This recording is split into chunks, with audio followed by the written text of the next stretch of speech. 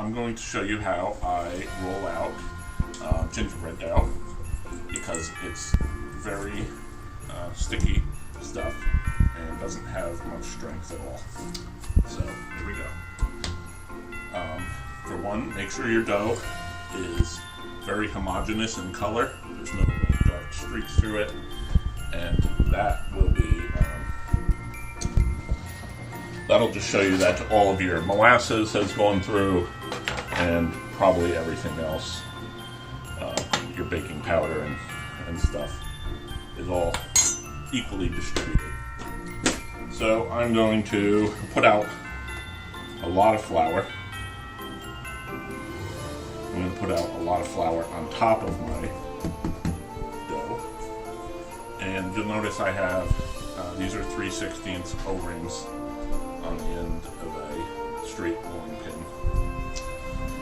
You can get these at the hardware store. And this is so my thickness is even all the way.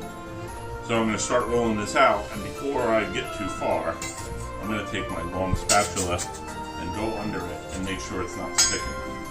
And I'm going to keep doing that. So in this case, it's easiest if you make your dough no wider than 2 spatulas, because I can go down this side and get all the way to the middle, come back up this side and get all the way to the middle.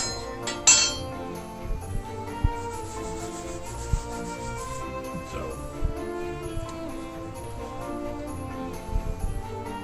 you can see I have it pretty much rolled out. It's not doing much more because my O-rings have set the depth. I'm going to go under it again, final time, and then I can cut out my pieces. In this case, this is going to be a roof piece.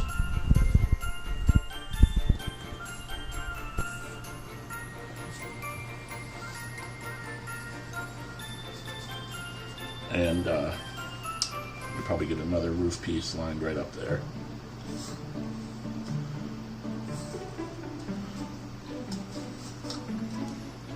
There. Now I'm going to take the excess away. And since there's a lot of flour in it now, when I go to do my next piece, I'm going to use more fresh dough and mix it in with this dough. Now these will slide right off, and I can put them on my pan.